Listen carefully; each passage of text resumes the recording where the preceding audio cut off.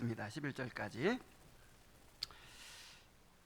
하가랴의 아들 느헤미야의 말이라. 아닥사스다 왕 제20년 기슬루월에 내가 수산궁에 있는데 내 형제들 가운데 하나인 하나니가 두어 사람과 함께 유다에서 내게 이르렀기로 내가 그 사로잡힘을 면하고 남아있는 유다와 예루살렘 사람들의 형편을 물은즉 그들이 내게 이르되 사로잡힘을 면하고 남아있는 자들이 그 지방 거기에서 큰 환난을 당하고 능욕을 받으며 예루살렘 성은 허물어지고 성문들은 불탔다 하는지라. 내가 이 말을 듣고 앉아서 울고 수일 동안 슬퍼하며 하늘의 하나님 앞에 금식하며 기도하여 이르되 하늘의 하나님 여호와 크고 두려우신 하나님이여 주를 사랑하고 주의 계명을 지키는 자에게 언약을 지키시며 긍휼을 베푸시는 주여 간구하나이다. 이제 종이 주의 종들인 이스라엘 자손을 위하여 주야로 기도하오며 우리 이스라엘 자손이 주께 범죄한 자들을 자복하오니 주는 귀를 기울이시며 눈을 여시사 종의 기도를 들으시옵소서. 나와 내 아버지의 집이 범죄하여 주를 향하여 크게 악을 행하여 주께서 주의 종 모세에게 명령하신 계명과 율례와 규례를 지키지 아니하였나이다. 옛적에 주께서 주의 종 모세에게 명령하여 이르시되 만일 너희가 범죄하면 내가 너희를 여러 나라 가운데 흩을 것이요 만일 내게로 돌아와 내 계명을 지켜 행하면 너희 쫓긴 자가 하늘 끝에 있을지라도 내가 거기서부터 그들을 모아 내 이름을 두려고 택한 곳에 돌아오게 하리라 하신 말씀을 이제 청하건대 기억하옵소서. 이들은 주께서 일찍이 큰 권능과 강한 손으로 구속하신 주의 종들이요 주의 백성이니이다. 다 같이 주여 구하오니 귀를 기울이사 종의 기도와 주의 이름을 경외하기를 기뻐하는 종들의 기도를 들으시고 오늘 종이 형통하여 이 사람 앞에서 은혜를 입게 하옵소서 하였나니 그때 내가 왕의 술관원이 되었느니라. 아멘. 우리가 지난주에 다니엘의 기도를 살펴봤죠. 부흥은 하나님이 교회에 성령을 부어주심으로 영혼을 살리시고 교회를 살리시는 것입니다. 먼저 우리 개인의 심령을 살리는 것도 부흥이라고 할 수 있어요. 우리 영혼이 회복되는 거 이것도 부흥입니다. 그런데 부흥은 대체적으로 이 교회 전체가 회복되고 살아나고 활력을 얻게 되는 것, 생명력을 얻게 되는 것을 부흥이라고 하지요. 그래서 하나님은 교회의 부흥을 간절히 원하십니다. 부흥을 통해서 하나님의 영광이 드러나고 우리 영혼이 행복해질 수 있기 때문입니다. 이를 위해서 하나님 우리에게 부흥을 위해 기도하라고 하십니다. 우리의 한계를 인정하고 하나님의 임재를 갈망하는 것 자체가 하나님께 영광이 되고 우리를 변화시키는 수단이 됩니다. 하나님은 우리가 부흥을 위해 기도할 때 반드시 응답하십니다.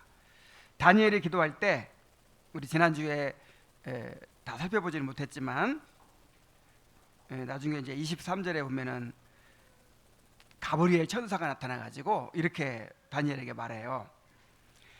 네가 기도를 시작할 즈음에 명령이 내렸으므로 이제 내게 알리러 왔느니라. 자, 언제 응답의 명령이 내려졌어요? 다니엘이 기도하기로 결심하고 기도를 시작했을 때 벌써 가브리엘 천사가 보냄받은 거예요. 우리가 마음을 같이하여 부흥을 위하여 기도하기로 결심한 날부터 이미 하나님의 응답이 시작된 것입니다. 하나님이 주실 때까지 포기하지 말고 다니엘처럼 부흥을 위해 기도합시다. 다니엘이 예루살렘의 황폐함을 바라보았듯이 우리도 회심하지 못한 영혼들과 교회의 영적인 황폐함을 보고 부흥의 필요성을 절감해야 합니다. 또한 다니엘처럼 우리도 부흥에 대한 하나님의 약속을 확신하고 의지해야 합니다. 그리고 다니엘처럼 우리 자신의 죄와 공동체의 죄를 회개하면서 하나님의 긍휼을 구해야 합니다. 자, 그리고 한 가지 더 필요한 것이 있어요. 한 가지. 진정으로 부흥을 갈망한다면 부흥을 위해 자신을 드려야 합니다.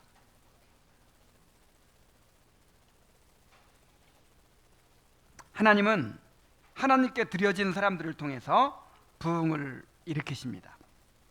자, 오늘의 말씀은 예루살렘의 부흥을 위해 쓰임 받았던 느헤미야를 소개하고 있어요.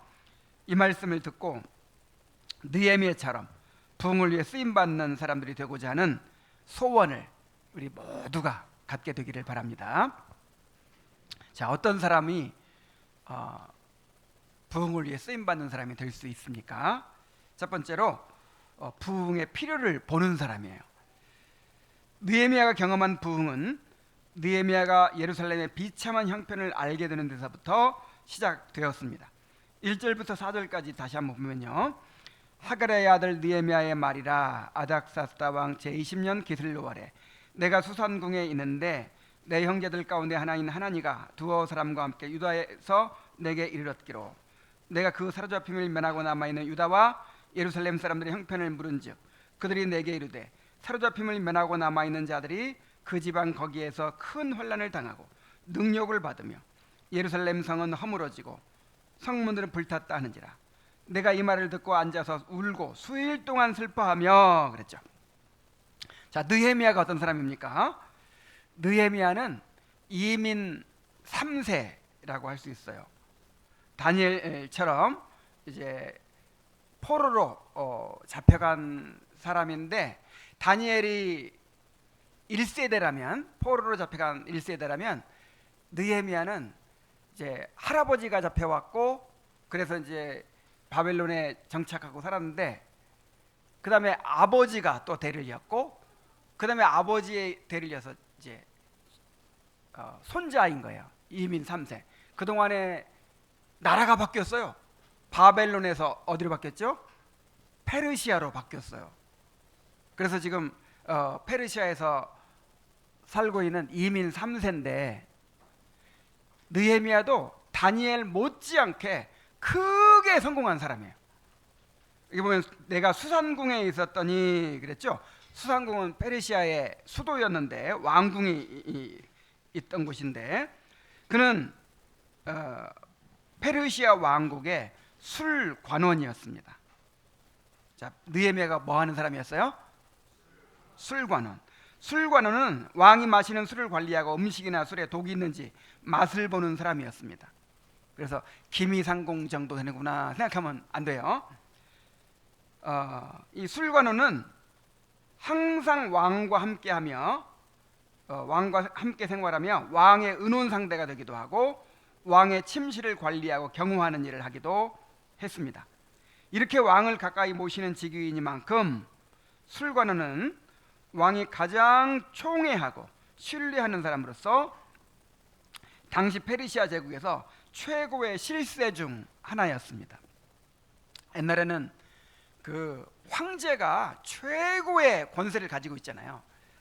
그래서 황제의 측근이 실세가 되는 거예요. 그래서 술관원이 오늘날로 하면 무슨 경호실장이나 무슨 비서실장 이상가는 아주 그냥 실세 중에 실세였던 것입니다. 자, 느헤미야는 이렇게 페르시아 왕궁에서 권세와 영화를 누리고 있었지만 그의 관심은 언제나 하나님의 도성 예루살렘에 있었습니다. 참 놀라워요. 이민 3세로서 완전히 이제 페르시아 사람 돼버린 거잖아요. 그런데 항상 어디에 관심이 있어요? 내가 유다인이라는 사실을 인식하고 내가 하나님의 언약 백성이라는 사실을 인식하고 하나님의 도성 예루살렘에 대해서 끊임없이 관심을 가지고 기도하는 거예요. 어느 날 그의 동생 하나니라는 사람과 몇 명의 유다인이 예루살렘에서 돌아왔다는 소식을 들었습니다.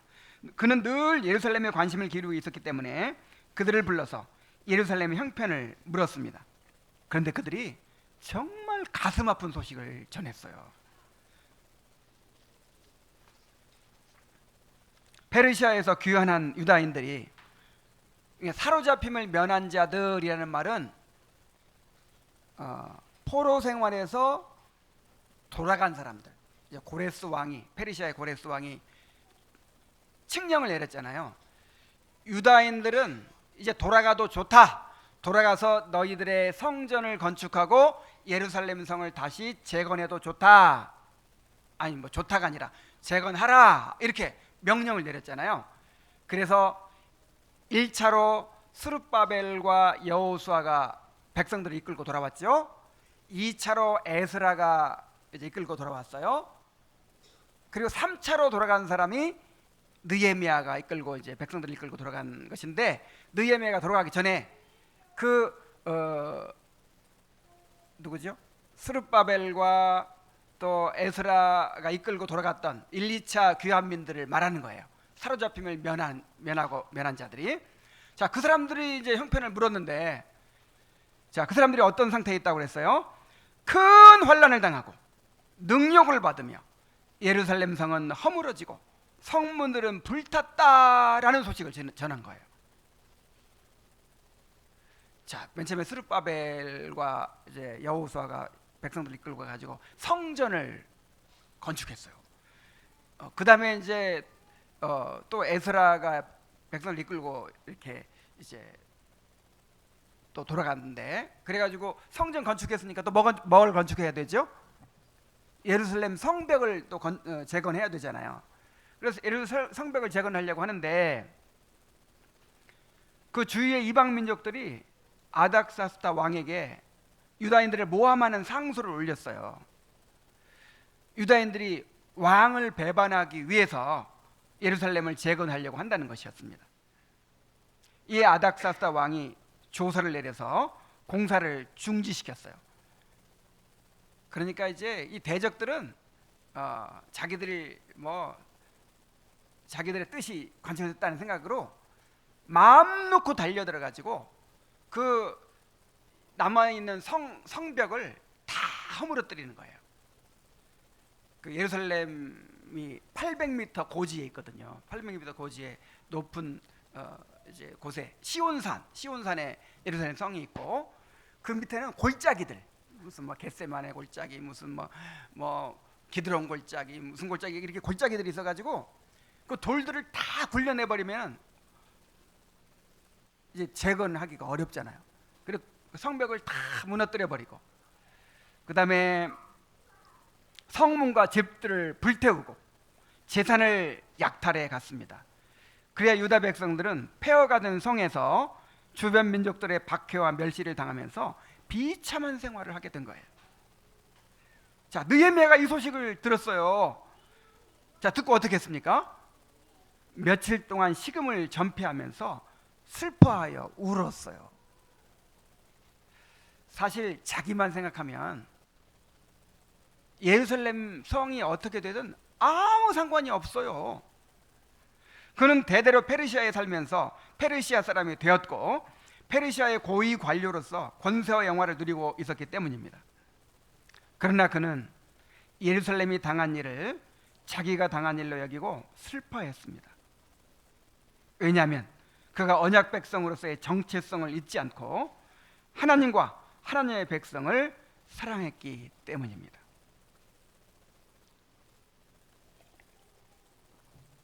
자, 느헤미야는 그 하나님의 도성 예루살렘이 처한 그 비참한 형편을 바라보고 가슴 아파하고 슬퍼하고 울었어요. 주님은 이렇게 주님이 바라보시는 것을 함께 바라보는 사람을 통해서 부흥을 이루십니다. 자, 여러분은 무엇을 바라보며 살고 있습니까? 무엇 때문에 울고 무엇 때문에 웃습니까? 우리가 하나님의 백성이라면 느헤미야처럼 이렇게 먼저 그의 나라와 그의 의를 구하는 사람들이 되어야 합니다. 우리는 하나님 나라를 위하여 살고 또 죽어야 합니다. 복을 받고 잘 살아도, 고난 속에서 어려움을 당해도 항상 주님의 몸된 교회를 먼저 생각해야 합니다. 나만 잘 살면 되는 게 아니에요. 우리는 그리스도의 몸된 교회를 섬기도록 부름받은 왕 같은 제사장들이기 때문입니다. 교회에 외적인 문제가 없더라도 회심하지 못한 영혼들을 생각하고 교회의 영적인 상태를 생각해야 합니다. 자, 평양 대부흥 때 선교사들이 부흥을 위해 기도했죠. 왜 그렇게 부흥을 갈망했을까요? 전도가 안 되고 사람들이 없어서가 아니에요. 그때만 해도 사람들이 교회로 막 몰려 들어오는 그런 시대여서 세례 교인보다 세례받지 못한 사람들이 훨씬 많았다는 거예요. 자, 그럼 어떻게 되겠어요? 교회가 회심한 사람들이 많지 않고 회심하지 못한 사람들이 교회를 대부분 차지하고 있으면 교회가 어떻게 되겠어요? 그러니까 선교사들이 교회의 영적인 상태를 걱정하기 시작한 거예요. 이거 정말 큰일 났다. 이 교회가 경건을 잃어버리고 교회가 정말 교회다 모습을 잃어버릴 수 있겠다. 그래서 뭘 구했어요? 부흥을 구하기 시작했어요. 우리에게 부흥이 필요하다. 영혼의 회심이 필요하다. 그래서 부흥을 구하기 시작한 거예요. 아무리 사람들이 많이 모이더라도 회심이 없는 교회는 죽은 교회입니다. 거듭난 성도라면 무엇보다도 영혼의 회심에 관심을 가져야 합니다. 교회 안에 은혜 받지 못하는 사람들에게 관심을 가져야 합니다. 히브리서 기자는 말하기를 너희는 돌아보아 하나님의 은혜에 이르지 못하는 자가 있는가 두려워하고 또 쓴뿌리가 나서 괴롭게 하고 많은 사람이 이로 말미암아 더러움을 입을까 두려워하라 그랬어요. 나만 잘 살면 되는 게 아니고 나만 은혜 받으면 되는 게 아니라니까요. 우리 가운데 은혜에 이르지 못하는 자가 있는 것을 어떻게 하라고 했어요? 두려워하라고 했어요. 쓴뿌리가 나서 이 교회를 괴롭게 할 것을 두려워하라고 했어요.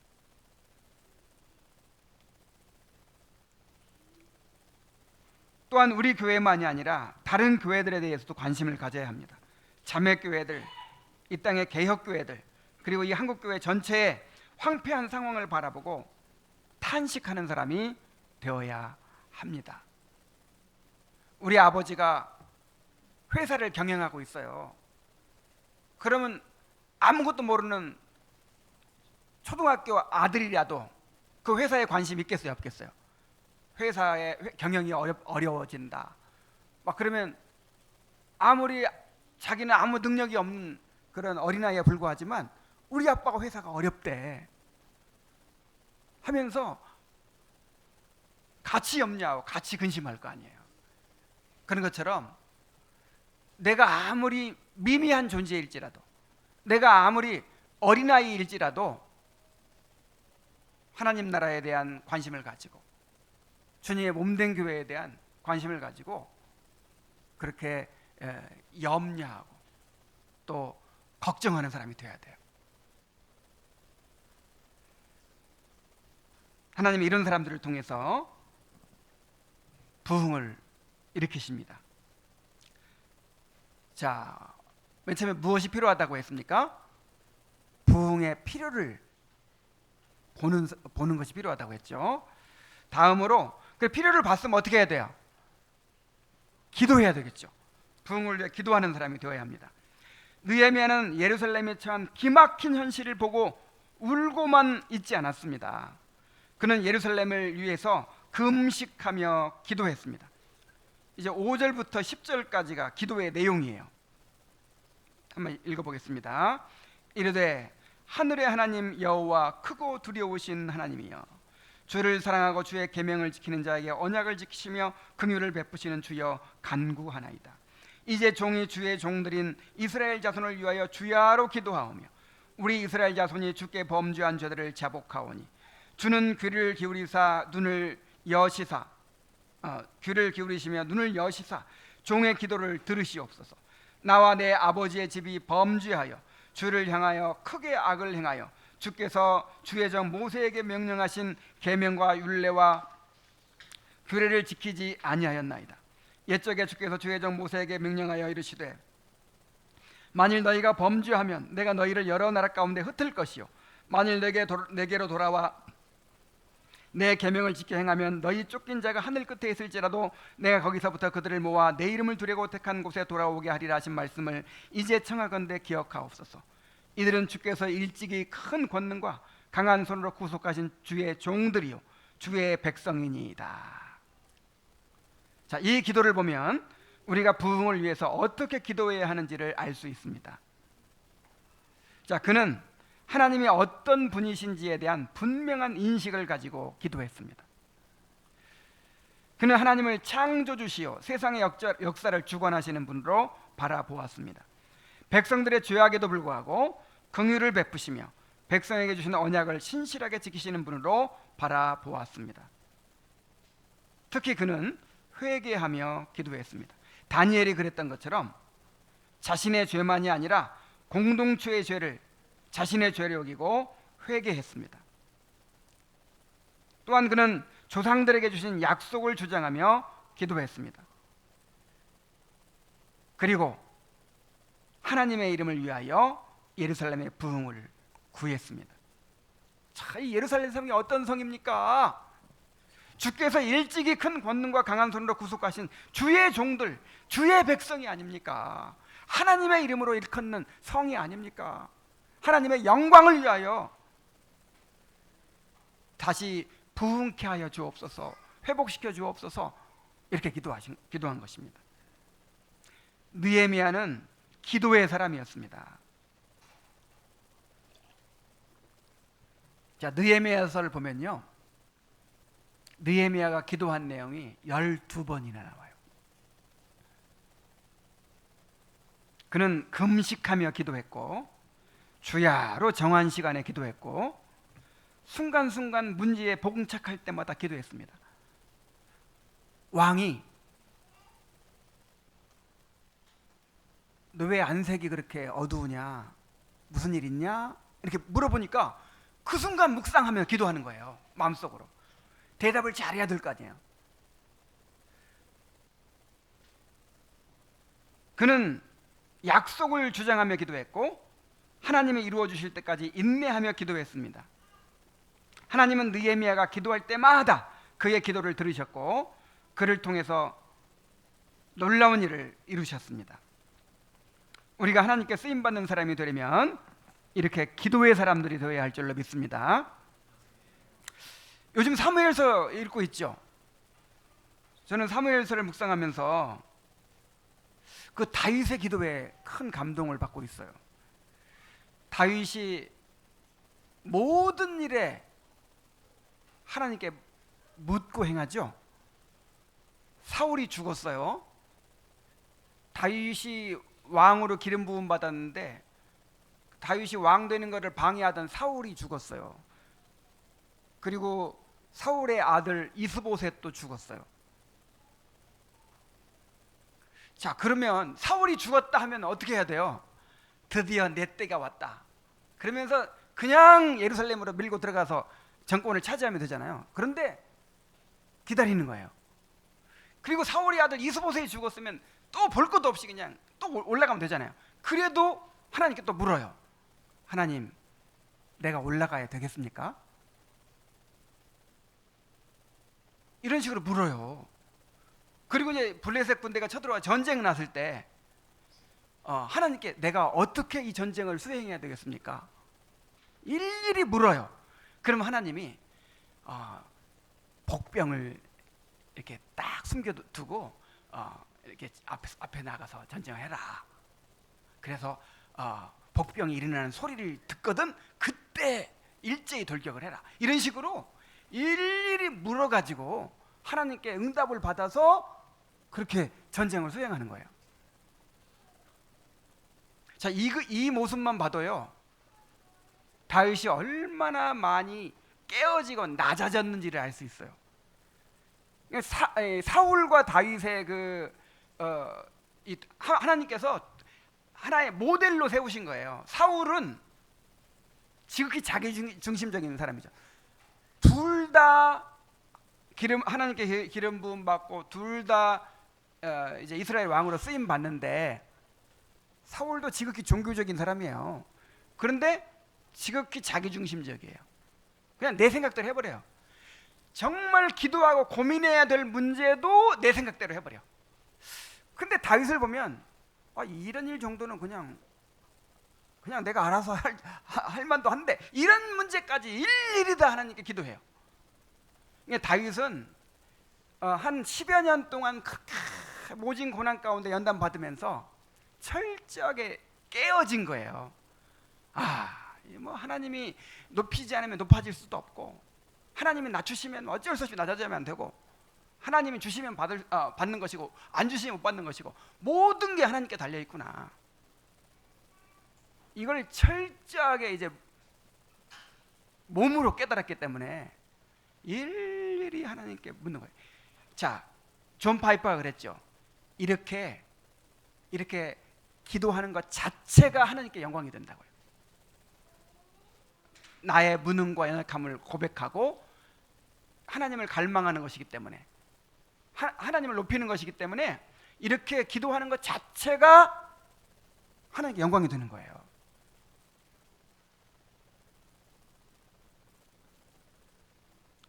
그래서 우리가 교회를 섬기면서 모든 일들을 이렇게 기도로 행하는 사람들이 되어야 합니다. 존 파이퍼는 우리의 모든 사역이 내가 무엇을 드리는 일이 아니라 하나님께 받는 일이 되어야 한다 그랬어요. 참 재밌는 표현이죠. 자, 우리가 하나님을 섬길 때, 우리가 봉사할 때 모든 것들이 내가 뭐 하는 일이 아니라, 뭔가 드리는 게 아니라 뭐 하는 일이라고요? 받는 일이라고요. 내가 이 일을 행할 수 있도록 은혜를 주시옵소서. 하나님 나에게 사랑할 수 있는 능력을 주시옵소서. 내가 기쁨으로 섬길 수 있게 해 주시옵소서. 교회의 필요를 내가 채울 수 있게 해 주시옵소서. 이렇게 하나님께 은혜를 구하고 그 받은 은혜를 가지고 섬겨야 된다는 거예요. 뿐만 아니라 우리 가정의 일도 마찬가지입니다. 우리가 개인적으로 사업을 하든지 어떤 가정에서 어떤 일을 계획하고 행할 때 하나님께 기도하십시오. 하나님께 기도하고 물어서 행하세요. 하나님, 이렇게 어떻게 하면 좋을까요? 하고 하나님께 구하고 응답받아서 행하시기 바랍니다. 그렇다고 하나님이 뭐 동쪽으로 가서 땅을 사라 뭐 그렇게 말해준다는 게 아니고, 그렇게 기도하면서 그렇게 내가 판단해서 하는 것이죠. 하나님 의지하고 하나님의 은혜를 받아서 하는 것이죠. 자, 그런 태도 자체가 하나님께 영광이 돼요. 하나님께 기쁨이 돼요. 하나님은 우리가 뭔가를 막 드림으로써 영광 받으시는 게 아니라, 하나님께 나에게는 아무것도 없습니다, 하나님께 주셔야만 됩니다 하고 그렇게 하나님 의존함으로써 영광을 돌리는 거예요.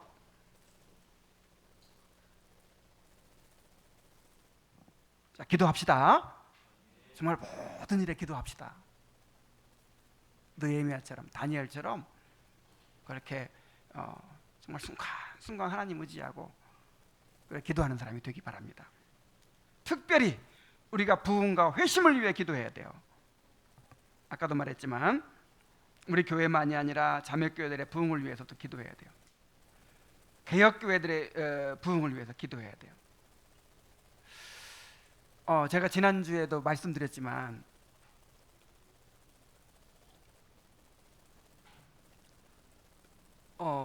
이 땅의 개혁교회들을 보면서 난 너무 마음이 아픈 거예요. 이번에도 정말 이 한국의 개혁교회들의 모델이 이렇게 모델 역할을 하는 교회가 정말 아무것도 아닌 문제 가지고 목사님이 이렇게 그만두시게 되고 막 교인들이 떠나게, 장로님이랑 고인들이 떠나게 되고 막 이런 일들이 있었어요. 이제 그 교회는 이제 목사님은 떠나 이렇게 그만두셔버리고 또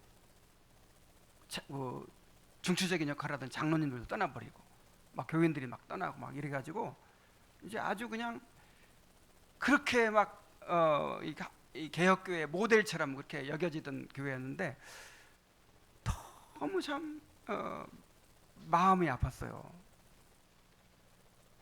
아니 도대체 일반 그냥 복음주의 교회만 못한다는 느낌이 드는 거예요. 아니 그런 무슨 뭐 큰 무슨 뭐 범죄도 아니고 무슨 뭐 교회에 어떤 큰 문제가 일어난 것도 아니고 사소한 어떤 그런 갈등이 그를 넘어서지 못하고 점점 커지고 서로 신뢰가 깨지고 이러면서 교회가 그렇게 깨어지는 걸 보면서 정말 부흥이 필요하구나. 부흥이, 성령의 임하심이 필요하구나. 그런 걸 더 간절히 느꼈습니다. 우리가 왕 같은 제사장으로서 책임감을 가지고 그렇게 기도해야 됩니다. 그러니까 야, 나 한 사람, 야, 내가 아무 힘도 없는데, 나는 아직 어리고, 나는 뭐 돈도 없고 뭐 능력도 없고 내가 아무것도 아닌데 나 한 사람 관심 갖고 기도한다고 해서 무슨 일이 일어나는가? 그렇지 않습니다, 여러분. 하나님 앞에는 모든 사람들이 다 어린 나이에 불과한 거예요. 하나님 앞에서는 뭐 저 김성태 집사가 등치 큰 형제나 우리 리안이나 똑같은 거예요.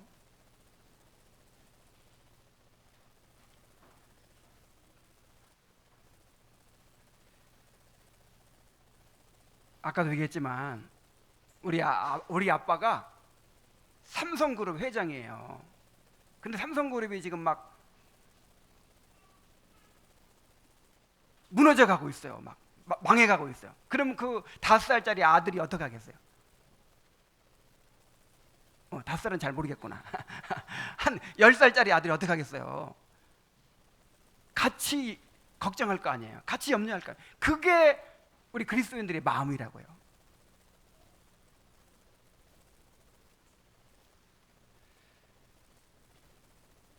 그래서 우리는 이제 어떤 그 문제들을 볼 때, 이 땅의 그 교회들의 문제들을 볼 때 그냥 자꾸만 그렇게 부정적인 생각만 쌓이죠. 이렇게 그거 내가 뭐 해결할 수도 없고, 나 한 사람 뭐 나선다고 해서 뭐 해결될 문제도 아니고, 그냥 계속 아이고 어쩔 수 없구나, 아이고 한심하다, 아이고 이제 다 틀렸거나, 이런 식으로 계속 그냥 패배주의에 젖어가고 그냥 부정적인 생각만 쌓이고. 자, 이런 게 아니고, 그런 문제를 느낄 때마다 어떻게 해야 돼요? 기도해야 돼요. 기도. 하나님, 정말 우리에게 성령이 필요합니다. 하나님이 생기를 불어 넣어 주셔야 되겠습니다. 하나님이 찾아오셔야 되겠습니다. 하나님의 부흥을 주셔야 되겠습니다. 그런 필요를 강하게 느끼고 또 그렇게 기도하는 사람들이 돼야 돼요. 항상 기도하면서 뭐 하지 말아라? 낙심하지 말아라 그랬잖아요. 낙심은 죄입니다. 죄 어쩔 수 없어 하고 그냥 패배주의에 젖는 거, 이거는 우리 하나님을 아주 무능력한 분으로 이렇게 치부해 버리는 거예요. 우리 하나님은 살아계시기 때문에 예루살렘 성이 완전히 다 무너지고 그냥 황무지가 돼버렸어도 다니엘이나 느헤미야 같은 사람들은 기도하는 거예요. 하나님 다시 긍휼을 베풀어 주시고 다시 회복시켜 주시옵소서. 자, 이런 사람들이 됩시다. 자, 이렇게 이제 기도했어요. 계속해서 기도했어요. 자, 그런데 여기서 한 발 더 나아가는 것이 필요합니다. 부흥을 위해서 자신을 드리는 사람들이 필요해요. 느헤미야는 예루살렘의 비참한 형편을 알고 슬퍼했습니다. 그리고 그 필요를 위해서 기도했습니다. 더 나아가 그 일을 위해 하나님께 자신을 드렸습니다. 우리 11절 한번 다 같이 봅시다. 시작. 주여 귀를 기울이사 종의 기도와 주의 이름을 경외하기를 기뻐하는 종들의 기도를 들으시고 오늘 종이 형통하여 이 사람들 앞에서 은혜를 입게 하옵소서 하였난 그때 내가 왕의 술관원이 되었느니라. 자, 느헤미야는 이게 무슨 말이냐면, 느헤미야는 자신이 나서서 예루살렘 성벽을 건축해야겠다고 결심했어요. 막 기도만 막 열심히 하고 있는 게 아니고, 이게 내가 나서야겠다. 내가. 자, 그는 하나님이 자신을 페르시아에서 높이시고 영광과 권세를 갖게 하신 것이 당신의 교회를 섬기도록 하기 위한 것이라고 생각했습니다. 그는 황제에게 나아가 예루살렘의 무너진 성벽을 다시 세울 수 있게 해달라고 구하고, 특히 자신이 예루살렘으로 돌아가 성벽을 건축하게 해달라고 요청하고자 했습니다.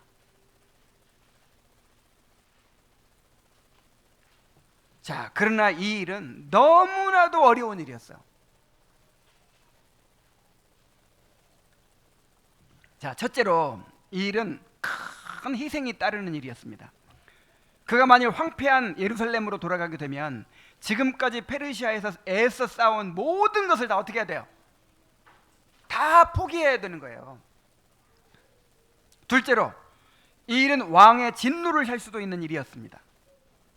지금 느헤미야가 요청하려고 하는 것이 무엇입니까? 반역의 혐의 때문에 왕이 중지시킨 예루살렘 성벽을 다시 재건하게 해달라는 것이요, 그것도 이제 왕 옆에서 술 따라드리고 그렇게 왕을 섬기던 사람인데 그거 이제 사임하겠다는 거예요. 나 이거 사표 내겠습니다. 그 얘기잖아요 지금. 그리고 개인 자격으로 가면 아무것도 할 수 없으니 유다의 총독으로 임명해 달라는 것이었습니다. 그래서 만약에 왕이 진노하면요, 이런 괘씸한 놈 같은 이라고 그러면 그날로 죽는 거예요. 당시 페르시아 황제는요, 옛날에 그 대제국 있잖아요. 바벨론, 페르시아, 뭐 중국에도 무슨 당나라 뭐 이런 대제국의 황제는요, 왕 중의 왕이에요. 그러니까 그 황제가 거느린 왕들이 막 수십 명이 되는 것이죠.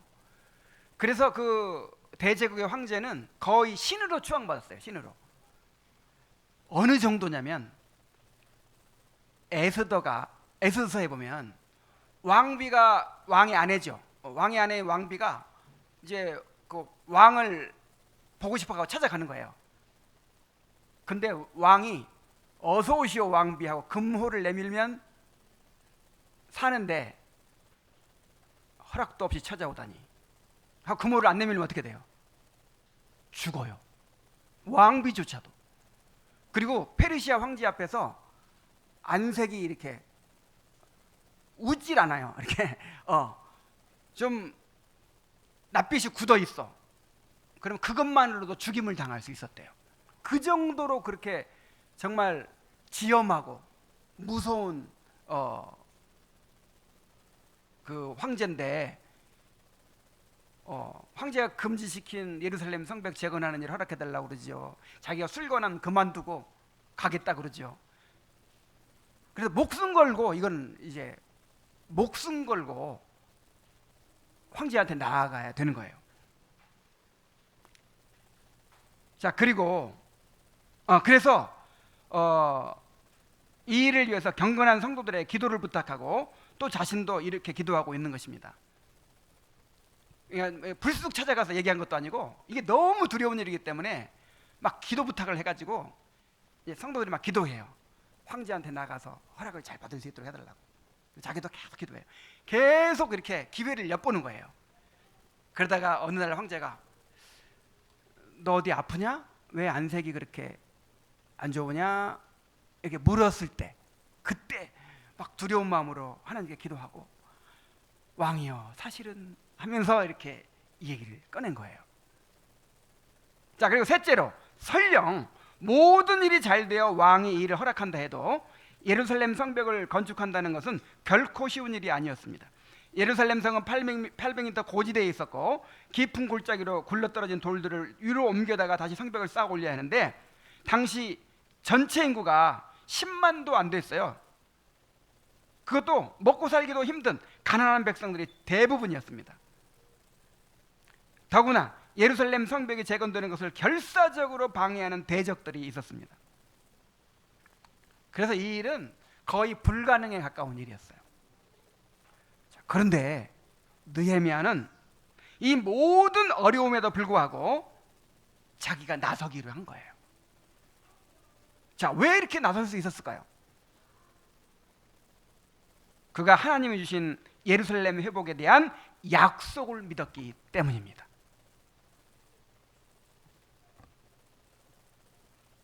하나님은 이렇게 하나님의 약속을 믿고 믿음으로 자신을 하나님께 드린 사람들을 통해서 놀라운 부흥을 이루셨습니다. 우리가 진정으로 부흥의 필요성을 느끼고 부흥을 위해 기도한다면 그 일에 자신을 드려야 합니다. 꼭 직분자나 특별한 은사를 가진 사람만 쓰임받는 것이 아닙니다. 하나님은 어린아이의 찬양을 온전케 하십니다. 주님은 한 어린아이가 드린 물고기 2마리와 5개의 보리떡으로 5,000명을 먹이셨습니다.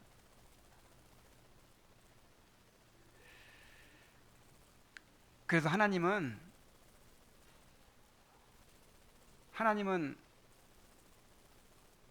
우리 은서나 하원이 같은 어린아이나 우리 어른들이나 똑같은 거예요. 하나님한테는.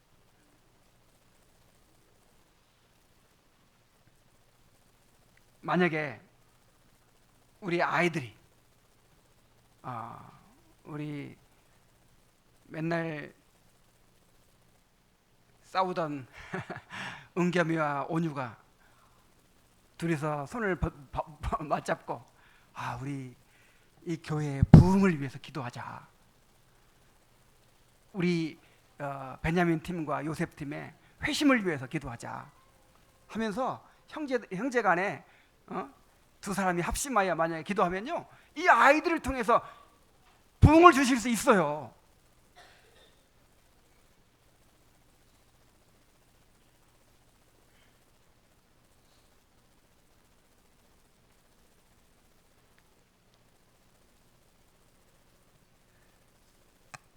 이름 모를 성도가 새로 나온 사람에게 베푼 작은 친절이 교회의 마음을 열게 하고 주님께도 마음을 열게 해서 결국 구원받게 할 수 있습니다. 요나단의 병기든 자처럼 목사와 마음을 같이하여 기도하고 섬기는 사람들을 통해서 하나님의 부흥을 주실 수도 있습니다. 교회의 필요가 보일 때 그것을 비판하고 불평하고 또 그것 때문에 낙심하고 그렇게 하는 것이 아니라 그것을 위해 기도하고 주님의 이루실 일을 위해 자신을 하나님의 미랄로 오병이어로 드리는 사람이 되어야 합니다. 하나님은 이런 사람들을 통해서 부흥을 일으키십니다.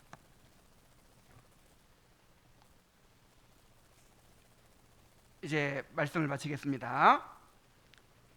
부흥의 필요를 절감하는, 부흥의 필요를 느끼는 그런 영적인 안목을 가진 사람들이 되기를 바랍니다. 그 다음에 부흥을 위해 기도하는 성도들이 되기를 바랍니다. 속상해하고 낙심하고 좌절하고 체념하고 그렇게 하는 대신 기도하는 거예요. 하나님이 살아계시잖아요. 하나님의 약속이 있잖아요.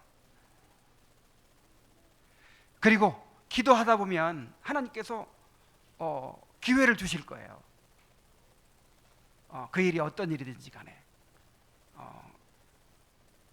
부흥을 위한 기도회의 멤버로 드려지는 일일 수도 있고, 그 일이 뭐 어떤 작은 일에 봉사하는 일일 수도 있고, 어떤 일이든 간에 부흥을 위해 자신을 드리는 그런 성도가 되시기를 바랍니다. 자, 이것은 어른들만이 아니라 다 누구한테도 해당되는 일이에요? 모든 우리 어린 자녀들까지 다 해당되는 일이에요. 하나님께서 한 어린이가 드린 주님께서 한 어린이가 드린 오병이어를 통해서, 어른들 같으면 그거 안 드렸을 거야.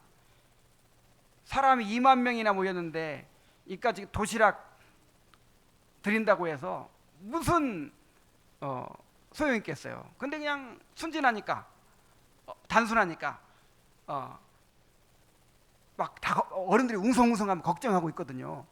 야, 사람이 이렇게 많은데 먹을 것이 없어, 어떡하지? 막 이러고 있는데 그 어린아이가 자기가 가져온 도시락, 나 도시락 가져왔는데요 하면서 드린 거예요.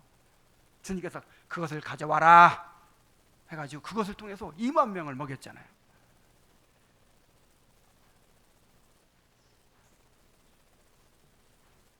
오병이어를 드리는 그런 어린아이 같은 마음을 갖게 되시길 바랍니다.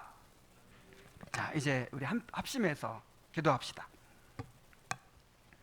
첫째로 우리 교회의 부흥과 회심